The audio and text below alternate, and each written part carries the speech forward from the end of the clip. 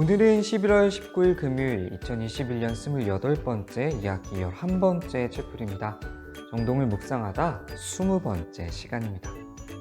한 해의 끝이 다가오면서 거리에는 벌써 연말 분위기가 가득하더라고요. 한 해를 마무리하면서 다시 한번 새롭게 태어나고 싶은 마음이 가득할 것 같아요. 우리를 향한 하나님의 사랑 안에서 다시 한번 새롭게 태어나기를 약속하는 세례. 이 세례를 받고 싶은 3학년 학생들은 11월 26일까지 저에게 이름, 학번, 주소, 생년월일, 소속교회를 문자로 저에게 보내주세요. 세례와 관련해서 궁금하신 것들은 언제나 교목실에 문의해 주시고요. 오늘 채플 기도는 2학년 3반 선교부장 이사라 학생이, 성경 봉독은 2학년 4반 선교부장 조윤서 학생이 준비해 주었고, 특별 찬송으로는 서울예고 권도연, 박예스더, 이호재, 진주연, 최하영 학생이 보내주었습니다. 고맙습니다. 오늘도 우리는 사랑 안에서 다시 태어납니다.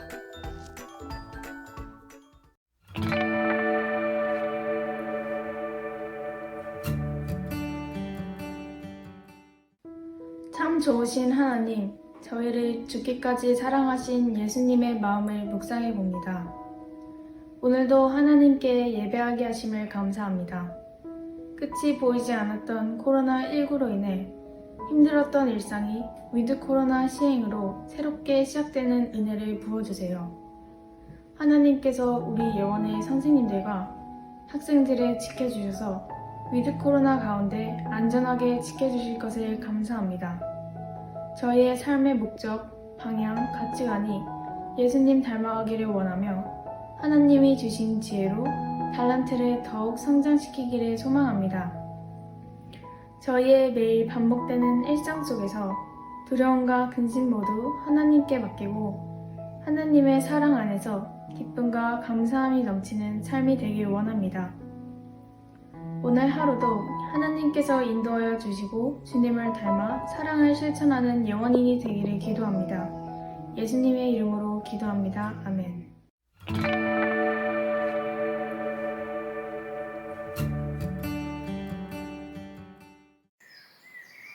주님께서 하신 일을 나는 회상하렵니다. 그 옛날에 주님께서 이루신 놀라운 그 일들을 기억하렵니다. 주님께서 해주신 모든 일을 하나하나 되뇌고 주님께서 이루신 그 크신 일들을 깊이 깊이 되새기겠습니다. 우리 하나님의 말씀입니다. 아멘.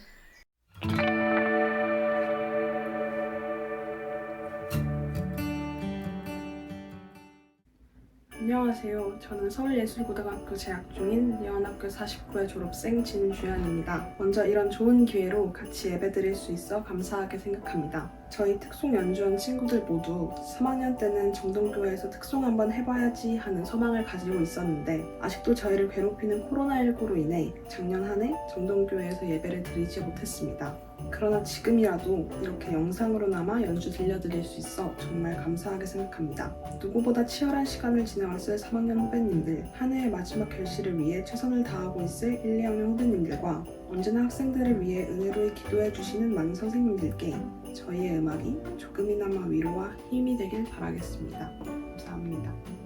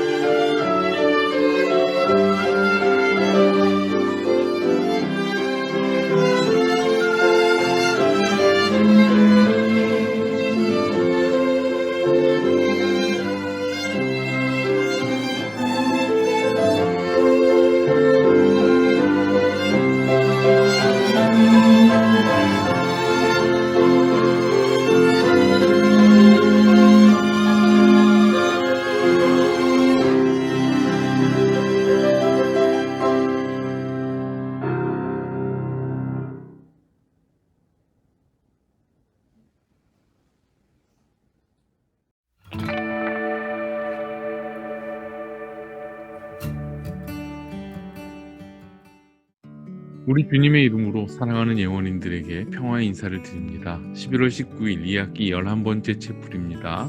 영상 편집 기술 중에 겹쳐져 보이다가 다음 컷으로 넘어가는 그런 효과 아시죠? 그걸 디졸브라고 부른다는데 요즘 11월 중순과 말이 그런 것 같습니다. 늦가을과 초겨울에 접점이 있는 계절이고 한 학년의 끝에 대한 아쉬움과 새로운 학년에 대한 기대가 겹쳐지는 즈음이죠. 두 장면의 연결이 자연스러워야 할 텐데 이도저도 아닌 것이 될까 조심스러운 때입니다. 우선 각각 1, 2, 3학년의 끝 마무리를 성실히 해내는 것부터 그 장면 먼저 완성하는 것부터 하고 볼 일입니다. 오늘 정동 이야기는 시청역 앞에서 시작해 보려 합니다. 저기 보이는 2012년에 새로 지은 서울시청사와 지금은 서울도서관으로 운영되고 있는 옛 서울시청 건물에 대해서도 할 이야기들이 꽤 있지만 다음 기회를 보도록 하고요. 오늘은 덕수궁 앞 시청역 3번 출구 쪽에서 광화문 방향을 보면 보이는 이 건물을 살펴보죠. 서울특별시 의회라고 크게 적혀 있네요. 여의도 국회의사당이 지어지기 전까지 1950년부터 국회의사당으로 쓰인 곳이기도 합니다. 이 건물의 시작은 1935년 경성부청, 지금의 서울시청이겠죠. 그 건너편에 경성부민, 곧 서울시민들을 위해 세운 다목적 건물이었답니다.